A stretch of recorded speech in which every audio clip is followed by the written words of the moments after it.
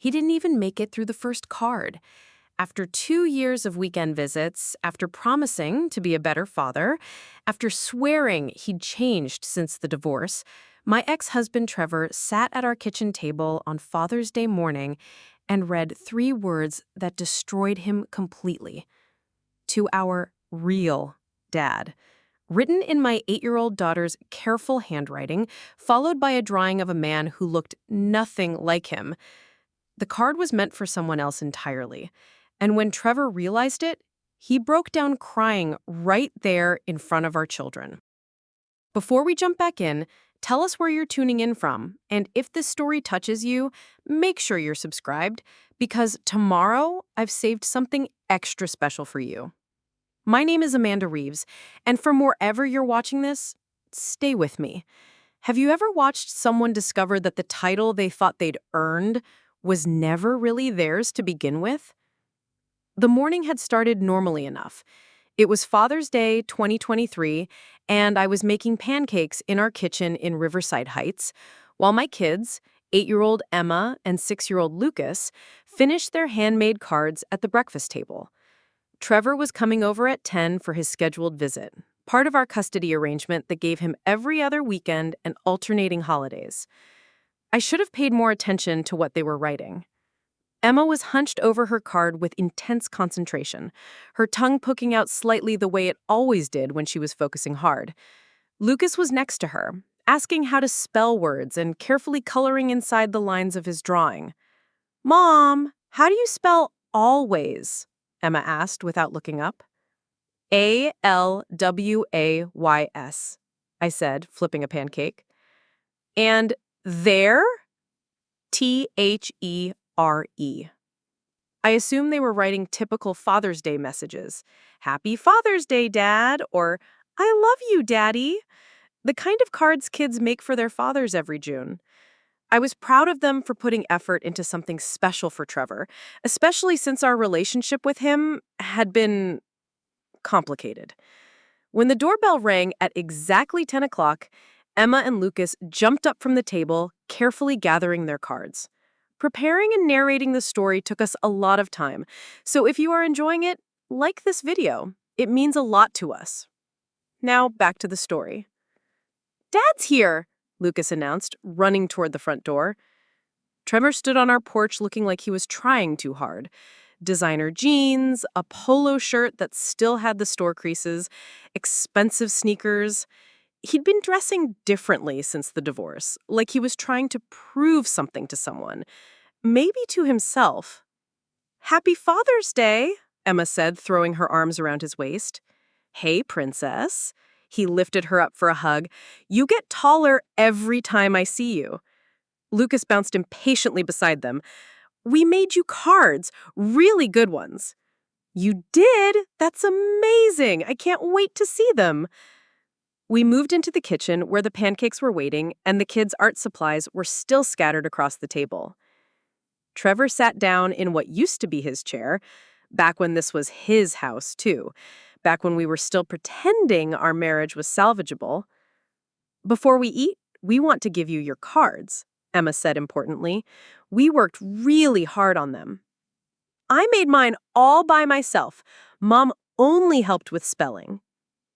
Trevor's face lit up with the kind of genuine joy I hadn't seen from him in years. For all his faults as a husband, he did love our children, and moments like this reminded me why I'd fallen in love with him in the first place. "Well then, let's see these masterpieces," he said, settling back in his chair with a smile. Emma handed him her card first. It was construction paper folded in half, decorated with stickers and crayon drawings of flowers around the edges. Trevor opened it with the ceremony the moment deserved, and that's when everything changed. The smile faded from his face slowly, like air leaking from a balloon.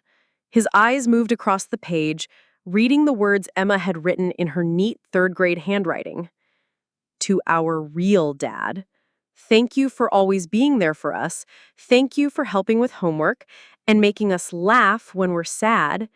Thank you for teaching Lucas how to ride his bike and for coming to my school play even when you were sick. Thank you for taking care of Mom when she was scared. We love you so much. Happy Father's Day. Love, Emma and Lucas." Below the words was a drawing of a tall man with dark hair and a beard, standing next to a shorter woman with blonde hair with two small figures between them. A family, but not the family Trevor thought he belonged to. The man in the drawing wasn't him. Trevor stared at the card for a long moment, his face cycling through confusion, realization, and then something that looked like grief. He looked up at Emma, then at me, then back at the card. Who who is this for, Emma?" he asked quietly. "For Daddy Ben. It's Father's Day." "But I'm your daddy." And his voice cracked on the words. Emma looked at him with the brutal honesty only children possess. "You're our father, but Ben is our daddy. There's a difference." Lucas, oblivious to the tension in the room, thrust his card toward Trevor. "Look at mine, too." Trevor took it with shaking hands. Lucas's card was simpler, more drawings than words, but the message was the same. "Happy Father's Day, Ben," written in crooked letters, with a picture of a man pushing a child on a swing. "I drew Ben pushing me on the swing at the park," he explained proudly. "He taught me how to pump my legs so I could go really high." Trevor looked at both cards, then at our children, then at me. The silence stretched until it became uncomfortable, then unbearable. "Where is Ben?" Trevor asked finally. "He's at work," Emma said. "But he's coming over later for dinner. Mom's making his favorite, spaghetti and meatballs." That's when Trevor started crying. Not the quiet, dignified tears of a man who was touched by his children's love, but the broken, ugly sobs of someone whose world had just collapsed. He put his head in his hands, and his shoulders shook with the force of his grief. Emma and Lucas looked at me with alarm. They'd never seen their father cry before, and they didn't understand what they'd done wrong. "Did we make Dad sad?" Lucas whispered. "No, sweetheart," I said, moving to put my arms around both of them. "You didn't do anything wrong." But even as I comforted them, I felt the familiar weight of guilt settling on my shoulders. I should have seen this coming. I should have realized what they were writing in those cards. I should have prepared Trevor somehow for what he was about to discover. The truth was, I'd been so focused on protecting my children from the worst parts of their father's behavior that I'd forgotten to protect him from the reality of what his absence had cost him. Trevor looked up at me with red, swollen eyes. "How long?" he asked. "How long what?" "How long have they been calling him Daddy?" I glanced at the kids who were watching this exchange with growing confusion and worry. "We should talk about this later," I said, quietly. "No," Trevor's voice was firm, though still shaky. "I want to know now. How long has another man been more of a father to my children than I am?" Emma, always too smart for her own good, seemed to sense that she'd revealed something she wasn't supposed to. "Are you mad at us?" she asked Trevor. "No, Princess, I'm not mad at you." Trevor wiped his eyes and tried to compose himself. I didn't know about Ben." "Ben's the best," Lucas said earnestly. "He makes the funniest voices when he reads us stories, and he knows how to fix everything. When my bite was broken, he fixed it in like 10 minutes. Each innocent comment was like a knife to Trevor's heart. I could see him processing the reality that another man had been living the daily life of fatherhood that he'd given up when our marriage ended. "Kids, why don't you go wash your hands for breakfast?" I suggested. "The pancakes are getting cold." As soon as Emma and Lucas left the room, Trevor turned to me with an expression I'd never seen before. It wasn't anger, though I'd expected that. It was devastation mixed with something that looked like betrayal. "You didn't think to mention that my children have a stepfather?" he said. "Ben isn't their stepfather. We're not married." "But they call him Daddy." "They started doing that on their own. I never encouraged it or discouraged it. It just happened." "When did it happen?" When did I stop being their father and become just some guy who shows up twice a month? The question hit me harder than I had expected. When had that shift occurred? When had weekend visits become obligations rather than celebrations? When had Trevor become a guest in his children's lives instead of a central figure? You want to know when? I asked, and I could hear the edge creeping into my voice. It happened gradually. Every time you canceled a visit for work, every time you forgot to call when you promised you would, every time you showed up late or distracted or more interested in your phone than in them. I've been trying to rebuild my business. I know. And while you've been trying to rebuild your business, Ben has been here. He's been helping Emma with her math homework every Tuesday. He's been teaching Lucas how to throw a baseball. He's been the one they run to when they have nightmares or when they're excited about something that happened at school. Trevor slumped in his chair, the fight going out of him completely. "Tell me about him," he said quietly. I hesitated. Talking to your ex-husband about the man who had essentially replaced him as a father figure wasn't exactly covered in any divorce handbook I'd read. His name is Ben Rodriguez. He's a firefighter. We've been together for 8 months. 8 months. Trevor repeated the words like he was trying to make sense of a foreign language. And in 8 months, he's become more of a father to them than I am? Trevor. No, it's true. I can see it in their faces when they talk about him.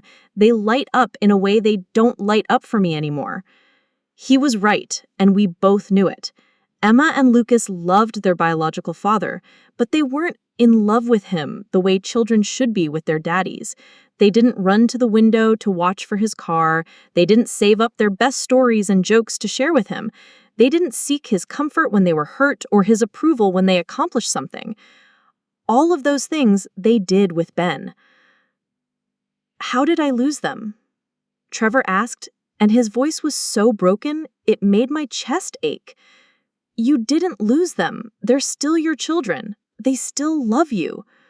But they don't need me, and there's a difference between being loved and being needed.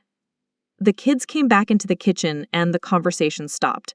We ate breakfast in awkward silence, with Emma and Lucas chattering about their plans for the day, while Trevor picked at his pancakes and stared at the Father's Day cards that had shattered his world. After breakfast, Trevor took the kids to the park as planned, but when they came back 2 hours later, I could tell something had shifted. Emma was quiet and subdued. Lucas kept glancing between Trevor and I like he was trying to solve a puzzle he didn't have all the pieces to. "Did you have fun at the park?" I asked as they came through the door. "It was okay," Emma said, which was not her usual enthusiastic response to time with her father. "Dad asked us a lot of questions about Ben," Lucas added, with the brutal honesty of a 6-year-old. I looked at Trevor, who had the grace to look slightly ashamed. "I was just trying to understand," he said, defensively. After the kids went to their rooms to play, I confronted him in the living room. "What kind of questions were you asking them?" "Nothing inappropriate. Just, I wanted to know what he means to them, what role he plays in their lives." "And what did you learn?" Trevor sat down heavily on the couch. The same couch where we used to watch movies together when we were married, when we were happy, before everything fell apart. "I learned that he's everything I should have been and wasn't. He helps Emma with homework because she struggles with math, something I didn't even know. He taught Lucas to ride his bike because I kept saying I would but never made time for it. He goes to their school events and knows the names of their teachers and their friends. Trevor, I learned that when Emma had nightmares about the divorce, it was Ben who sat with her until she fell back asleep. When Lucas was getting picked on at school, it was Ben who taught him how to stand up for himself. When you had to work late, it was Ben who made them dinner and helped them with their bath time routine." Each revelation was delivered in a flat, emotionless voice that somehow made it worse than if he'd been yelling. I learned that my children have a father and it isn't me. "That's not true." "Isn't it?" When was the last time they called me when they were upset? When was the last time they asked for my advice or wanted to share good news with me first? When was the last time I was the person they turned to for comfort or guidance, or just because they missed me? I couldn't answer any of those questions because we both knew the truth. Trevor had become a weekend entertainment, a visiting relative, a familiar stranger who happened to share their DNA. I want to meet him, Trevor said suddenly. What? Ben, I want to meet the man who's raising my children. I don't think that's a good idea. Why not? If he's going to be in their lives, if they're going to call him daddy, don't I have the right to know who he is? I thought about Ben, who would be coming over in a few hours for our planned Father's Day dinner. Ben, who had no idea that this morning had happened or that Trevor now knew about his role in the children's lives. Ben, who had been so careful to respect Trevor's position as the children's biological father, even when it was clear that Trevor wasn't fully occupying that role. He doesn't know about this morning, I said. He doesn't know that the kids made him Father's Day cards or that they call him daddy when you're not around. They don't call him daddy when I'm around? I realized I'd revealed something else I hadn't meant to reveal. They're smart kids, Trevor. They know it would hurt you. So they've been protecting my feelings while I've been oblivious to what was happening in their lives. He stood up and walked to the window, looking out at the street where he used to live, at the neighborhood he'd moved away from when our marriage ended. I want to be here when he comes over. Trevor, I don't think... I'm not leaving, Amanda. Not today. Not after this morning. I need to understand what I'm dealing with. I felt panic rising in my chest. The idea of Trevor and Ben meeting under these circumstances, with emotions running high and the kids caught in the middle, seemed like a recipe for disaster. What if the kids say something? What if they mention the cards or call him daddy in front of you?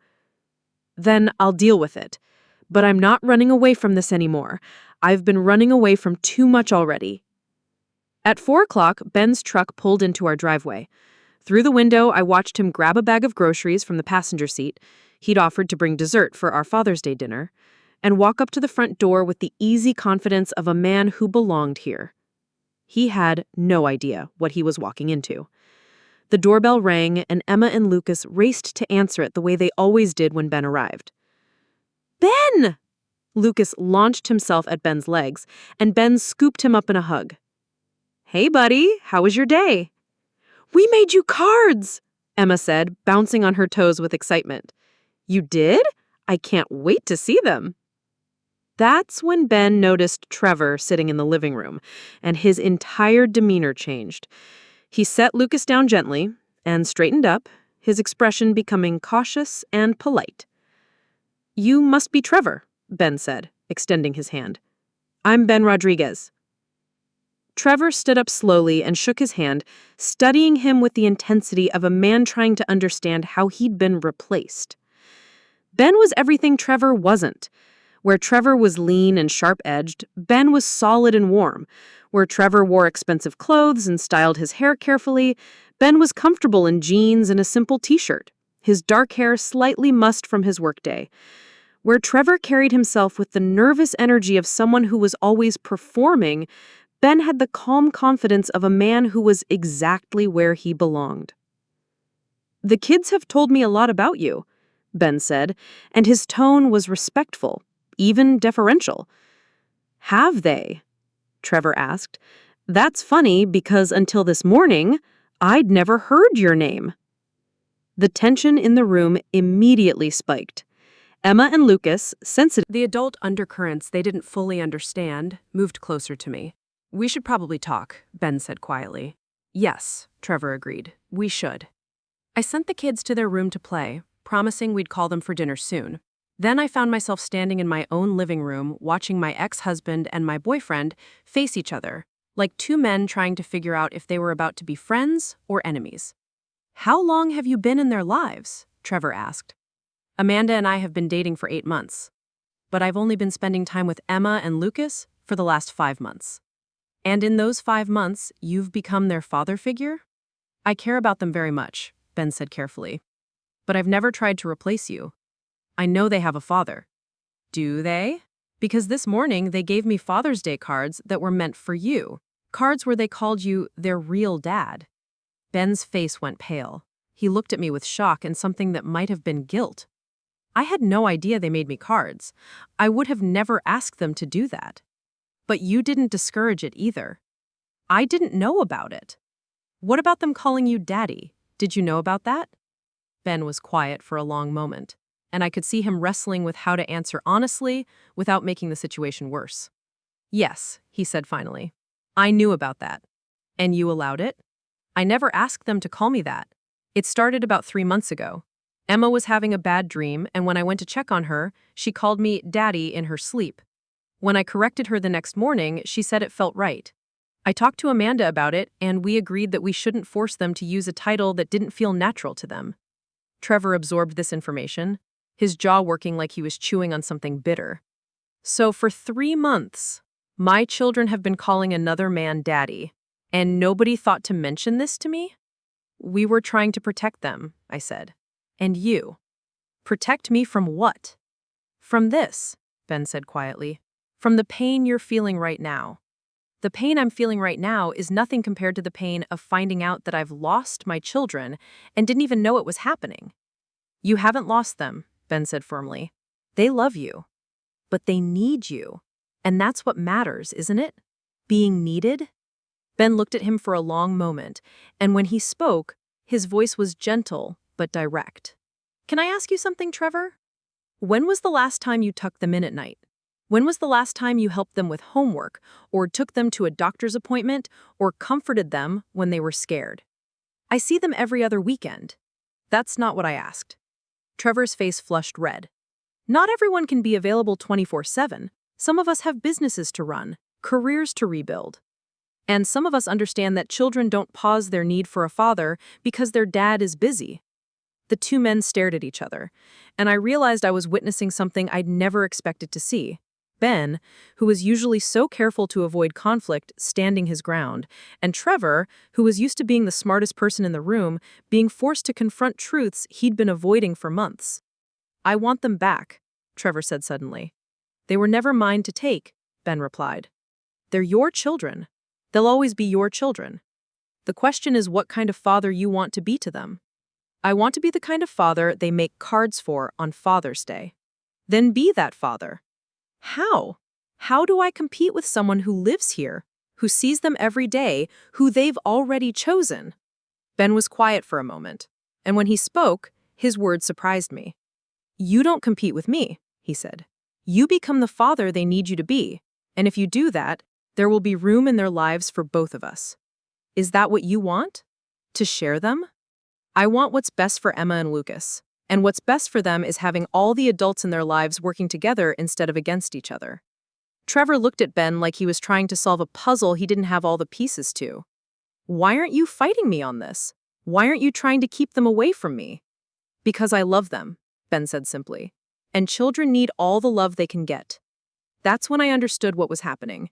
Ben wasn't just being diplomatic or trying to avoid conflict. He was showing Trevor what real fatherhood looked like. Putting the children's needs before his own ego, choosing collaboration over competition, demonstrating the kind of selfless love that Trevor had never learned to give. And Trevor, for the first time since I'd known him, was paying attention. The conversation that followed would change all of our lives in ways I never could have imagined. But to understand how we got to that moment and what happened next, you need to know the whole story. In part 2, I'll tell you about the man who became a father to my children without trying to replace their dad, and how Trevor's reaction to meeting Ben revealed something about him that none of us, including Trevor himself, had seen coming. In the last video, I told you how my ex-husband Trevor discovered on Father's Day that our children had made cards for someone else, calling my boyfriend Ben their real dad. But to understand how we got to that devastating moment and what happened when Trevor finally met the man who had stepped into his role, you need to know the whole story about how Ben Rodriguez became a father to my children without ever trying to replace their dad. My name is Amanda Reeves, and this is how a firefighter became the daddy my children had been waiting for their whole lives. I met Ben Rodriguez on the worst day of 2022. It was November 15th, and I was rushing home from my job at Riverside Community Bank when I got the call every parent dreads. Emma's school principal, Mrs. Fisher, was on the line with news that made my blood run cold. Mrs. Reeves, there's been an incident. Emma fell from the monkey bars during recess and hit her head. She's conscious, but we're calling an ambulance as a precaution. I was 20 minutes away in downtown traffic, watching helplessly as every red light kept me from my 8-year-old daughter, who was scared and hurt and asking for her mommy. That's when the universe sent me Ben Rodriguez. He was the paramedic who responded to the call at Riverside Elementary. When I finally burst through the school doors, running in heels and a business suit, my hair flying behind me like I'd been through a windstorm, I found my daughter sitting on a gurney in the nurse's office, calm and smiling, engaged in animated conversation with a man who was making her laugh despite the butterfly bandages on her forehead. "Mommy!" Emma called out when she saw me. "This is Ben! He's a firefighter and a paramedic, and he has a dog named Rescue who helps find people." Ben Rodriguez looked up at me with the warmest brown eyes I'd ever seen and extended his hand. "You must be Emma's mom. She's been telling me all about you while we waited. You've got a very brave daughter here." He was tall and broad-shouldered, with dark hair and the kind of calm presence that immediately made you feel like everything was going to be okay. His uniform was perfectly pressed, but there was something approachable about him, something that made a scared little girl feel safe enough to chat with a stranger. "Is she really okay?" I asked, reaching for Emma and pulling her into the tightest hug of my life. "She's going to be fine," Ben said, with a confidence that made me believe him. "The head injury is superficial, looks worse than it is, but we're going to take her to Riverside General just to be absolutely sure. Standard protocol for any head injury in children." "I want Ben to come with us," Emma announced. "He promised to show me the inside of the ambulance." Ben smiled at my daughter with genuine affection. "I'll be right there with you the whole ride, kiddo. Your job is to keep me entertained with more stories about that hamster of yours." "His name is Mr. Whiskers, and he can do tricks," Emma said proudly. I watched this interaction with amazement. Emma had always been shy around strangers, especially men. After the divorce, she'd become even more withdrawn around adult males, as if she'd learned not to trust that men would stick around. But here she was, chatting away with Ben like they were old friends. During the ambulance ride to the hospital, Ben kept Emma distracted with stories about his rescue calls, carefully editing out anything scary while making his job sound like the greatest adventure in the world. He told her about Rescue, his golden retriever, who was trained in search and rescue, and promised that if her mom thought it was a good idea, Emma could meet him sometime. "Really?" Emma's eyes lit up. "He helps save people?" "He sure does. Just last month, we helped us find a little boy who got lost in the woods behind Riverside Park. The boy was scared and hiding, but Rescue found him and stayed with him until we could get there." "I love dogs," Emma said wistfully. "We can't have one because our apartment doesn't allow pets." "Well, maybe you can be friends with Rescue instead. He could always use more kids to play fetch with." That's when I realized something significant was happening. Ben wasn't just doing his job, he was connecting with my daughter in a way that felt natural and genuine. And Emma, who hadn't shown this kind of enthusiasm around any man since her father moved out, was absolutely glowing under his attention. At the hospital, Ben stayed with us through the entire process. He didn't have to. His shift with Emma had technically ended when we reached the emergency room. But when Emma asked if he was leaving, he looked at his watch and said, "You know what? I think I've got time to stick around and make sure you're all taken care of." He held her hand during the CT scan, explaining what the big machine was going to do and why it was important. He made jokes with the radiologist to keep Emma's spirits up. When the doctor came in to discuss the results, Ben stood quietly in the corner, giving us privacy while still being available if Emma needed him. "Everything looks perfect," Dr. Martinez announced. "No concussion, no internal bleeding. She can go home tonight, but watch for any signs of dizziness or nausea over the next 24 hours. "Did you hear that, kiddo? Clean bill of health. I told you that head of yours was tougher than it looked." Emma giggled, then looked at him seriously. "Ben, will you see me again?" The question hung in the air, and I realized my daughter was asking something I'd been wondering myself. Well, Ben said thoughtfully, I work here in Riverside Heights, so there's always a chance our paths might cross again. And I meant what I said about rescue. If your mom thinks it's a good idea, maybe we could arrange a play date. Emma looked at me with hopeful eyes.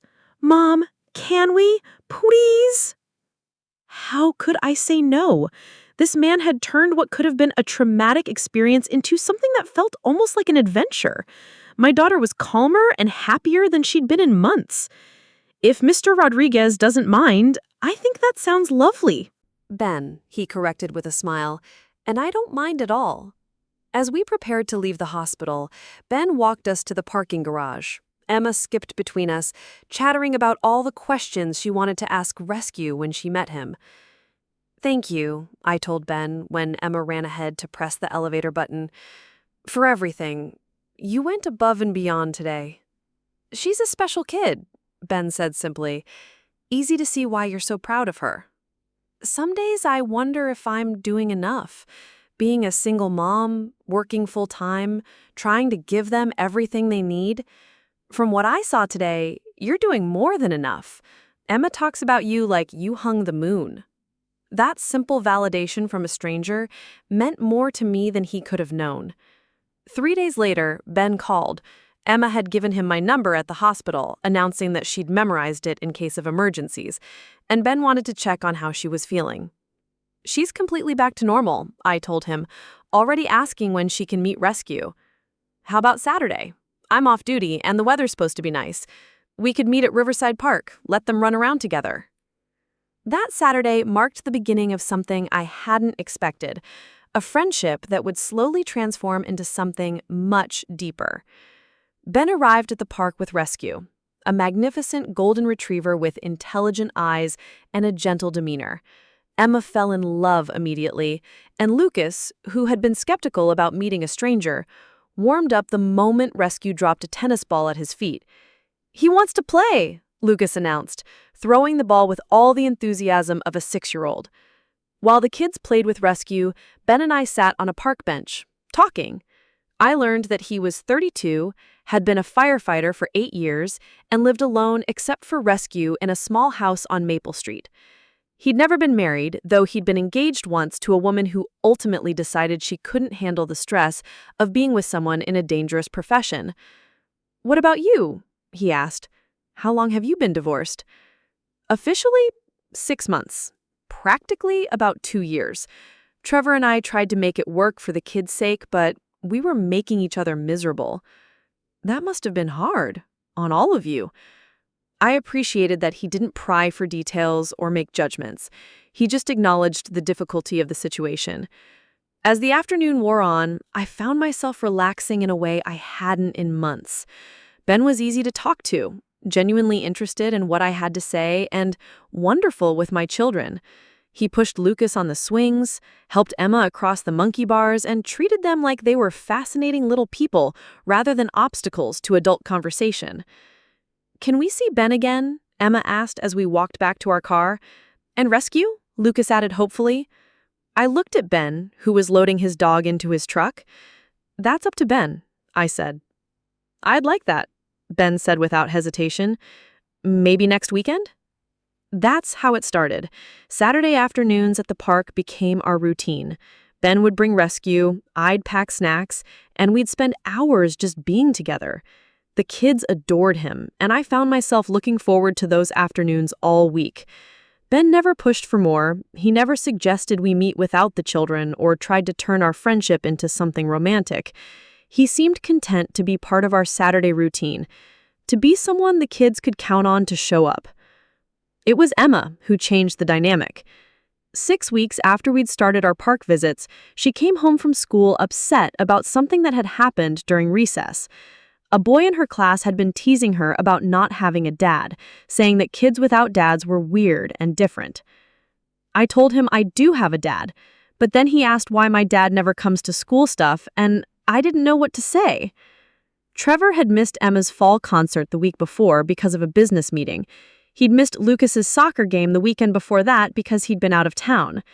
His presence in their lives had become sporadic and unpredictable. What did you tell the boy? I asked gently. I told him my dad is very busy and important, but that I have Ben who comes to my stuff, and that's almost the same thing. My heart broke a little bit. My 8-year-old daughter was having to defend her family structure to classmates and justify her father's absence. That evening, I called Ben and told him what had happened. "I'm so sorry she had to deal with that," he said immediately. "Kids can be cruel without meaning to be." "Ben, I need to ask you something, and please be honest. Are we putting too much pressure on you? Emma's getting attached, and Lucas worships you. I don't want them to get hurt if you decide this is too much responsibility." There was a long pause before Ben answered. "Amanda, can I come over? This is a conversation we should have in person." An hour later, Ben was sitting in my living room while Emma and Lucas played in their rooms, supposedly getting ready for bed, but actually listening to every word we said through their cracked bedroom doors. "I need to tell you something," Ben said. "I've been thinking about this a lot over the past few weeks." My heart sank. Here it comes, I thought. The conversation where he explains that he didn't sign up to be a substitute father figure. "I care about Emma and Lucas more than I expected to. More than is probably appropriate for someone who's supposed to be just their mom's friend." How do you know all that? "Because I listen when they talk. Really listen, not just wait for them to finish so I can talk about something else." I watched Trevor process this advice, seeing him realize how many conversations with his children had been one-sided or superficial. "What else?" Trevor asked. "Learn their schedules. Know when Emma has dance class and when Lucas has soccer practice. Know who their teachers are and what subjects they're struggling with. Know their friends' names and what games they like to play." "But they're only with me every other weekend. How am I supposed to keep track of all that?" "The same way I do," Ben said patiently, "by paying attention, by asking questions, by making their lives a priority instead of an afterthought." Trevor was quiet for several minutes, absorbing everything Ben had said. "Can I ask you something personal?" Trevor said finally. "Sure." "Why did you get so involved with them? Why did you choose to take on all this responsibility for kids who aren't yours?" Ben smiled, and I could see the love in his eyes when he thought about Emma and Lucas. "Because they're incredible kids who deserved someone to show up for them consistently. Because Amanda is an amazing mother who is carrying too much by herself. And because I fell in love with all three of them. Even though they came with complications, even though their biological father was still in the picture. Especially because of that, I knew from the beginning that loving Emma and Lucas meant respecting their relationship with you. I knew it meant being the bonus dad, not the replacement dad." "Bonus dad?" Trevor repeated thoughtfully. "Emma said that the other day. I didn't understand what she meant." "It means there's room for both of us in their lives if we can figure out how to work together instead of against each other." Trevor looked at both of us, then asked the question I'd been wondering about myself. What would that look like? Us working together? Ben glanced at me, silently asking if I was comfortable with where this conversation was heading. "It would mean communication," I said. "Real communication about what's happening in their lives, what they need, how we can support them together. It would mean putting their needs before our egos. Sometimes that might mean you coming to things even when it's my weekend with them. Sometimes it might mean me stepping back so you can have special time with them. It would mean consistency from all of us. Same bedtimes, same rules, same expectations, whether they're here or at your place." Trevor nodded eagerly. "I could do that. I want to do that." "It's not going to be easy," Ben warned. "There might be times when they prefer one of us over the other, or when our approaches conflict. We'll have to figure out how to handle those situations like adults." "I understand." That's when Emma appeared in the doorway, followed closely by Lucas. They'd been listening from the hallway, and their faces showed a mixture of hope and uncertainty. "Are you guys fighting?" Lucas asked in a small voice. "No, buddy," Ben said immediately, opening his arms to both children. We're talking about how we can all work together to make sure you and Emma have everything you need. Emma looked at Trevor cautiously. Are you mad about the cards? Trevor's face crumpled slightly, but he managed to gentle smile. I'm not mad at you, Princess. I'm sad that I haven't been the kind of daddy you wanted to make cards for, but I want to learn how to be better. You do? I do, and Ben is going to help me figure out how. Lucas brightened immediately. Can you come to my soccer game next Saturday? It's at 10 a.m. at Riverside Park. I'll be there, Trevor said without hesitation. Really? Even though it's not your weekend? Especially because it's not my weekend. I want to come to your games because I want to, not because I have to. Emma stepped closer to Trevor, studying his face with the intensity only children possess. Daddy Trevor, will you still be sad if I call Ben Daddy Ben? Trevor looked at Ben, then back at Emma. You know what, Princess? I think Daddy Ben is the perfect name for him, and maybe I can work on becoming the kind of Daddy Trevor you want to make cards for. Can we make you a card next Father's Day, too?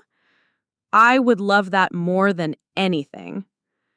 That evening, after the kids had gone to bed, the three of us sat around my kitchen table and had the most important conversation of our unconventional family's existence. I want to establish some ground rules. If we're going to make this work, we need to be clear about expectations. Both men nodded. First, the kids come first, always. If there's ever a conflict between what's convenient for us and what's best for them, they win. Agreed, Trevor said immediately. Second, no bad-mouthing each other in front of them, ever. If we have disagreements, we handle them privately and present a united front to Emma and Lucas. Absolutely, Ben said. And third, major decisions get discussed by all three of us. School choices, medical decisions, discipline issues, we're a team now. That makes sense, Trevor agreed. And finally, I continued, this arrangement only works if everyone is genuinely committed to it. If anyone decides it's too hard or too complicated, we need to have that conversation honestly, rather than just letting things deteriorate. I'm all in, Trevor said firmly. I want to be the father they deserve, and if that means learning from Ben and working with both of you, then that's what I'll do. I'm committed too, Ben said. But Trevor, you need to understand that this isn't going to happen overnight. Emma and Lucas have learned not to expect too much from you. It's going to take time and consistency to rebuild their trust. Let me finish. I know their father is still in their lives, and I would never want to interfere with that relationship. But when Emma told that boy at school that I come to her stuff, it made me realize something. I want to come to her stuff. I want to be the person who shows up for them. I stared at him, not sure I was hearing correctly. What are you saying? I'm saying that I'd like to be more than just your Saturday afternoon friend. I'd like to be part of your lives in a real way, if that's something you'd want. You realize what you're asking for, right? Emma and Lucas come with me. They're a package deal. They need consistency and stability and someone who's going to be there even when it's hard or inconvenient. I know. Trevor will always be their biological father. That relationship will always exist, and it might be complicated sometimes. I understand. They've been hurt by broken promises before. If you're going to be part of their lives, you have to be all in. You can't decide 6 months from now that it's too much work and walk away. Ben leaned forward, his expression serious.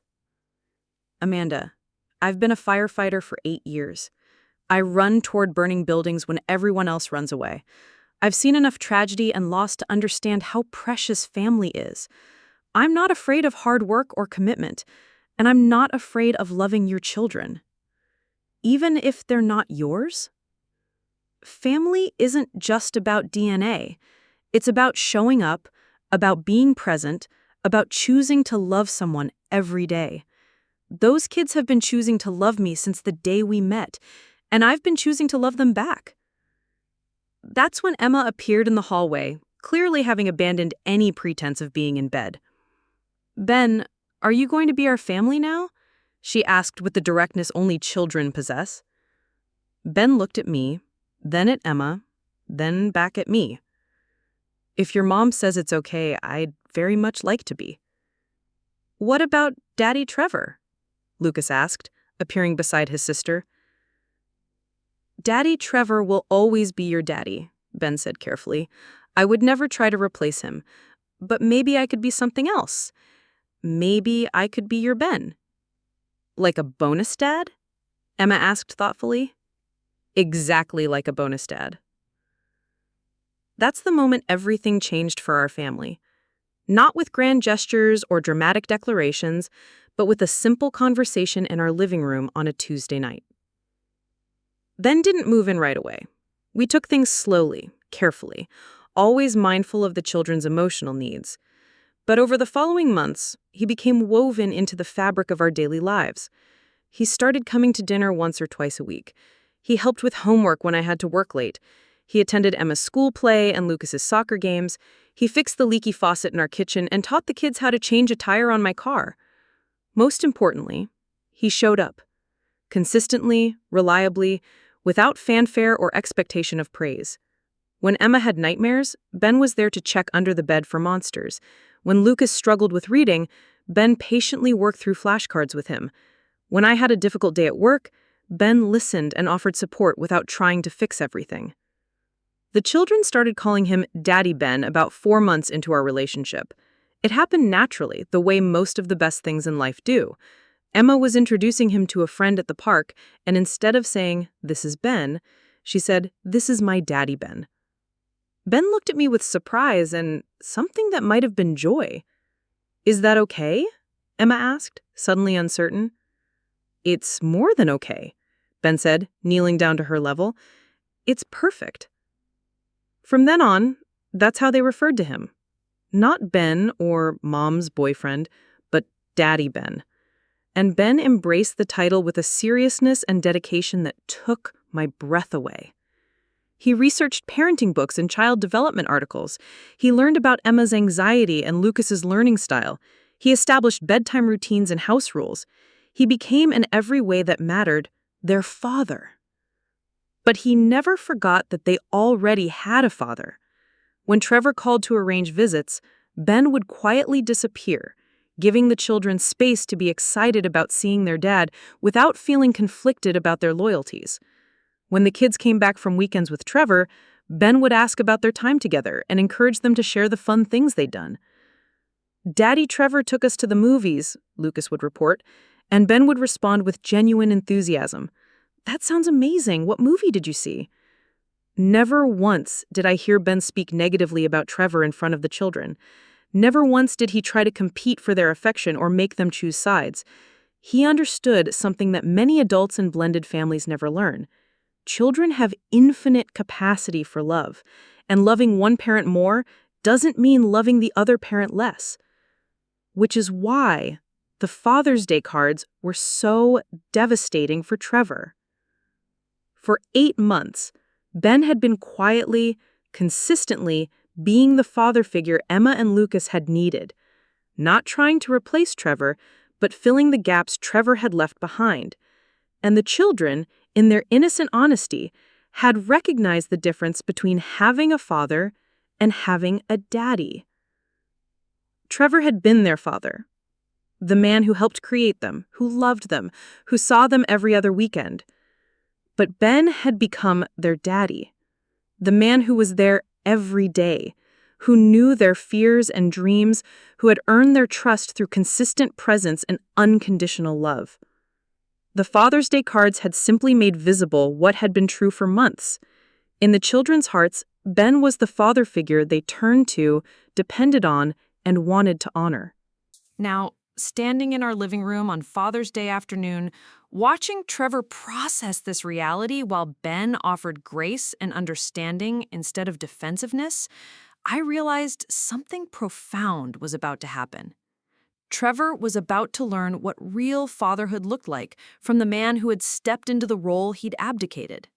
And Ben was about to show him that love multiplies rather than divides, that there was room in Emma and Lucas's lives for two men who loved them, if those men could learn to work together. In part 3, I'll tell you about the conversation that followed, when Trevor asked Ben to teach him how to be the kind of father his children deserved, and how that request changed all of our lives in ways we never could have imagined.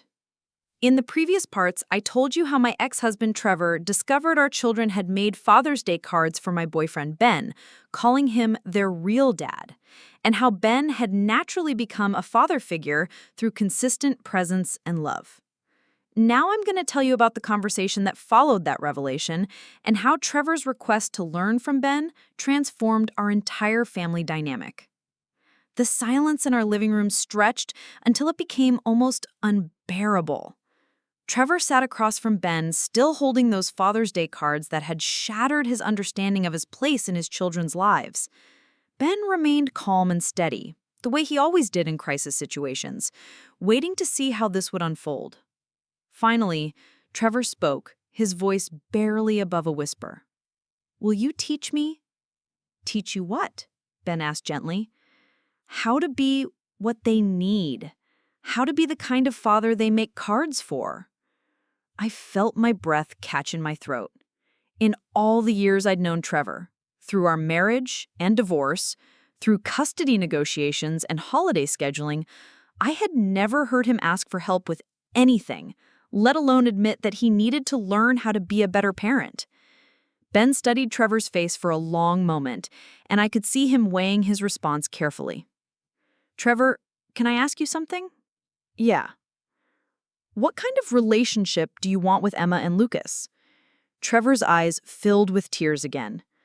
"I want them to run to the door when I arrive, instead of barely looking up from their iPads. I want them to save their best stories for me instead of telling me about their week like they're giving a book report to a stranger. I want them to need me, not just tolerate me." "That's going to require some changes on your part." "I know." Trevor wiped his eyes with the back of his hand. "I know I've messed up. I know I've prioritized everything else over them, but I don't know how to fix it." Ben leaned forward, his expression serious but kind. "Trevor, can you understand? The first thing you need to understand is that being a father isn't something you do twice a month. It's something you are every single day, even when they're not with you." "What do you mean?" "I mean that when Emma had her first nightmare about starting 3rd grade, I knew about it because I ask about her day every evening. When Lucas struggled with that math test last month, I knew about it because I check in with their teachers regularly. When they're excited about something or worried about something or proud of something, I'm the first person they want to tell because they know I'm always available to listen." Trevor absorbed this, nodding slowly. "I schedule my life around their school plays and soccer games and parent-teacher conferences, not because I have to, but because those things matter to them, which means they matter to me. But you live here. You see them every day. I only get them every other weekend." "That's not an excuse. It's a choice," Ben said firmly, but not unkindly. "You could call them every night to say goodnight. You could text them good luck messages before tests. You could show up to their school events even when it's not your custody time. You could make them feel like you're thinking about them even when they're not with you." Trevor looked stunned, as if this possibility had never occurred to him. "I could do that?" "Trevor," I said softly, "you've always been allowed to be more involved in their lives. The custody agreement is a minimum, not a maximum. You could have been coming to school events all along." I thought you wouldn't want me there. I thought it would be awkward." "It would have been awkward, but I would have welcomed it. Emma asked me 3 times why you weren't at her fall concert. I didn't know what to tell her." Trevor put his head in his hands. "I assumed she understood that I had work commitments." "She's 8 years old," Ben said gently. "She doesn't understand work commitments. She only understands that the people who love her show up for the things that matter to her." So, how do I start? How do I become the kind of father you are? Ben was quiet for a moment, and I could see him choosing his words carefully. I'm not trying to be their father, Trevor. I'm trying to be the man they can count on. There's a difference. I don't understand. You're their father. That's something that can never be taken away or replaced. But being someone they can count on, that's something you have to earn every single day. Trevor nodded, hanging on Ben's words. Start small, Ben continued. Call them tonight before bed. Ask about their day. Not in a general way, but specifically. Ask Emma how her friend Sarah is doing. She's been having trouble with some girls in their class. Ask Lucas if he's still nervous about swimming lessons. He's been worried about putting his face in the water. I know, but I'm ready to do the work. Over the weeks that followed, Trevor threw himself into being a more involved father with a determination I'd never seen from him before. He called the kids every night at bedtime, learning to have real conversations instead of just checking boxes. He showed up to Lucas's soccer game that Saturday, cheering from the sidelines alongside Ben and me like we were all just parents supporting our child. He started attending Emma's dance recitals and Lucas's school performances. He learned the names of their friends and teachers. He began texting them funny memes and pictures throughout the week, just to let them know he was thinking about them. Most importantly, he started really listening when they talked to him. The transformation wasn't instant, and it wasn't without challenges. There were moments when Trevor reverted to his old patterns, prioritizing work calls over family time or making promises he couldn't keep. But now, instead of just accepting it or fighting about it privately, Ben and I could address it directly. Trevor, you missed Emma's parent-teacher conference yesterday, I said during one of our weekly check-ins. I know. I'm sorry. I had a client emergency. That's the third school event you've missed this month, Ben added gently. Emma noticed. I'll make it up to her. It's not about making it up to her, Ben said. It's about showing her she's a priority. When you consistently choose work over her, that's the message she receives. Trevor looked stricken.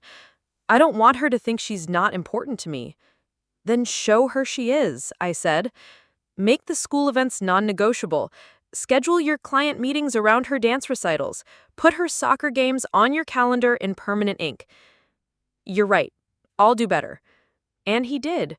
Slowly but surely, Trevor began to change his relationship with Emma and Lucas. He started planning special father-daughter dates with Emma, taking her to bookstores and art museums. He began coaching Lucas's Little League team, learning about baseball so he could share his son's passion. Several people leaned forward, clearly expecting practical advice on winning custody battles or asserting dominance. That's not what this is about, Ben continued. This is about understanding that children don't have a limited capacity for love. They don't love you less because they love someone else more. Love multiplies, it doesn't divide. But what if the biological parent is inconsistent or unreliable? Asked a man in his 40s who was holding hands with a younger woman. What if you're doing all the work but getting none of the credit? Then you do the work anyway, because it's not about the credit, it's about the kids. I watched the audience process this, seeing some nod in understanding, while others looked skeptical. Let me ask you something, Ben continued. When you fell in love with your partner, did their children come as a burden you had to tolerate, or as part of the package you were excited to embrace? The question hung in the air for a moment before several people began raising their hands to answer. They came as part of the package, said the younger woman. But their father makes it so difficult. He's always contradicting our rules, always undermining our authority. So what did you do about that? I asked, stepping forward to join the conversation. We fought him. We documented everything, took him back to court, tried to get more custody time so we could have more influence. And how did that work out? The woman's face fell. The kids started acting out. They were angry all the time, caught between what we expected and what their dad expected. It was a disaster. What changed? Trevor asked. Nothing. It's still a disaster. That's why we're here. Ben nodded sympathetically. What we learned is that you can't control the other parent's choices, but you can control your response to them. And children are always watching how the adults in their lives handle conflict. Can you give us a specific example? Asked an older man who'd been silent until now. I glanced at Trevor, who nodded for me to share. Last year, Trevor signed Emma up for expensive violin lessons without consulting Ben or me first. Emma was excited about it, but it conflicted with her dance classes that Ben had already paid for, and it meant someone would have to drive her across town twice a week. That sounds like exactly the kind of thing that would cause a huge fight, the younger woman said. It could have, I agreed. 2 years ago, it would have. But instead, we had a conversation. The three of us sat down and figured out a solution that worked for everyone. What was the solution? The older man asked. Trevor took responsibility for the violin lessons, driving Emma there and back, practicing with her at home, attending her recitals. Ben continued with the dance classes. Emma got to pursue both interests instead of being forced to choose between them. And more importantly, Ben added, Emma saw three adults working together to support her dreams instead of fighting over who got to make decisions about her life. A woman in the back row stood up. This all sounds very idealistic, but what about when there's real conflict? What about when the other parent is genuinely difficult or even harmful? Trevor's expression grew serious. That's a valid concern. We're not suggesting that every situation can be resolved through cooperation. If there's abuse or genuine neglect, protecting the children has to be the priority. But, I continued, a lot of what we call difficult behavior from ex-partners is actually just different approaches to parenting or reactions to feeling excluded or threatened. Give us an example, the woman pressed. I thought for a moment, then shared something more personal. When Ben first started coming to Emma's school events, Trevor felt like he was being replaced. His reaction was to criticize everything Ben did, the way he interacted with the teachers, the way he celebrated Emma's achievements, even the way he clapped during her performances. Several people in the audience chuckled in recognition. I could have banned Trevor from school events to protect Ben from the criticism. Ben could have stopped coming to avoid conflict with Trevor. Instead, we addressed it directly. How? Asked the woman. We asked Trevor what he was really upset about, Ben said, and it turned out he wasn't upset about my presence at school events. He was upset that he felt like an outsider in his daughter's life. So we made changes to include him more, I continued. Ben started saving a seat for Trevor at events. Trevor started coordinating with Ben so they could sit together and both cheer for Emma. Instead of competing for her attention, they started sharing it. And what was the result? Asked the woman. Trevor smiled. Emma stopped feeling like she had to choose between us. She could be excited about her performance without worrying about whether it would cause a fight between the adults she loved. An hour into the presentation, we opened the floor for questions, and the responses revealed just how common our struggles had been. My ex-husband refuses to communicate with my new partner, said a mother of two. He'll only talk directly to me, and even then he's hostile and accusatory. Start small, I suggested. Don't try to force a relationship between your ex and your partner. Instead, focus on information sharing. Send group texts about school events or medical appointments. Keep the communication factual and child-focused. What if he doesn't respond to group texts? She asked. Then you respond anyway, Ben said. Your children will eventually notice who's prioritizing communication and cooperation and who's prioritizing conflict and control. My stepchildren's mother talks badly about me in front of them. They come to our house repeating terrible things she said about me. How do I handle that? Trevor fielded this one. You don't fight fire with fire. You don't respond by talking badly about her. Instead, you focus on showing the children who you really are through your actions. But it's so frustrating, the woman continued. They're getting a completely false impression of me. Children are smarter than we give them credit for. They can see the difference between what they're told about you and how you actually treat them. Consistency and kindness will always win out over gossip and manipulation. How long does that take? She asked. Years, sometimes, Ben said honestly. But it's worth it. As the evening continued, we shared more stories. Some successes, some failures, all lessons in how to put children's needs ahead of adult egos. We talked about the time Emma got sick during Trevor's weekend and ended up in the emergency room with Ben and me because Trevor was out of town for work. Instead of fighting about custody violations or emergency protocols, we focused on making sure Emma felt loved and cared for by all her adults. We discussed how we handled holidays, splitting time in ways that prioritized the children's relationships with extended family rather than strict adherence to custody schedules. We shared practical strategies, shared Google Calendars for school events, group text messages for quick communication, and regular family meetings where Emma and Lucas could voice their needs and concerns. But most importantly, we talked about the mindset shift that had made everything possible. The moment we stopped seeing each other as threats and started seeing each other as resources, I said, everything changed. "What do you mean by resources?" asked a father in the middle section. "I mean that Ben isn't competition for Trevor's role in Emma and Lucas's lives. He's additional support for their well-being. Trevor isn't an obstacle to Ben's relationship with the kids. He's their biological father who brings unique value to their lives. And I'm not caught in the middle trying to manage two competing men. I have two partners in the most important job of my life, raising healthy, happy children." After the formal presentation ended, several families approached us individually, sharing their specific situations and asking for advice. One couple, Maria and James, had been in a custody battle for 3 years. Maria's ex-husband refused to acknowledge James's role in their children's lives, while James felt increasingly resentful about being excluded from parenting decisions. "What was your breaking point?" Maria asked Trevor. "What made you finally willing to work with Ben instead of against him?" Trevor thought about this seriously before answering. "I realized that my children were happier and healthier because of Ben's presence in their lives, not despite it. I could either be grateful for that or bitter about it, but I couldn't change it." "How did you get past the jealousy?" Ben asked. "I had to understand that love isn't a finite resource.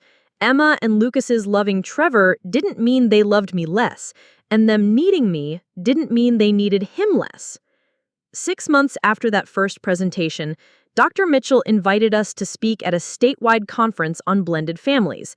The audience was larger, nearly 300 people, and included family court judges, social workers, and attorneys who worked in family law.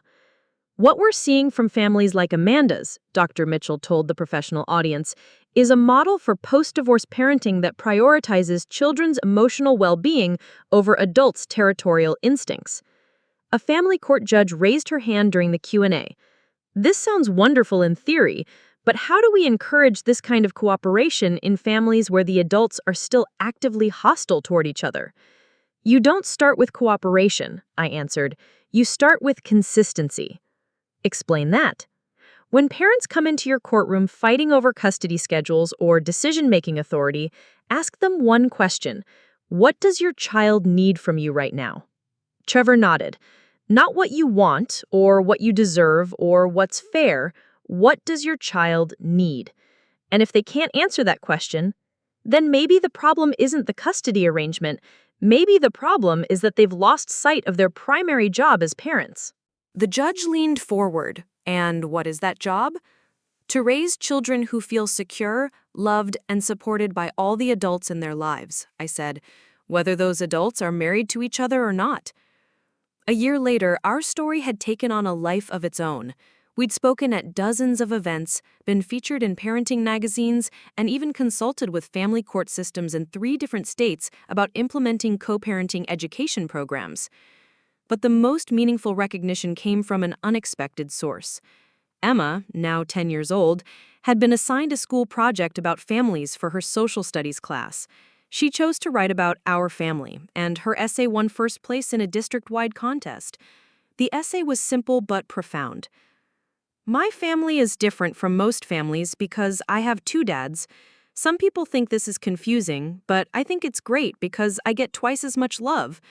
My daddy Trevor is funny and teaches me about business and takes me to bookstores. My daddy Ben is brave and teaches me about helping others and makes the best pancakes.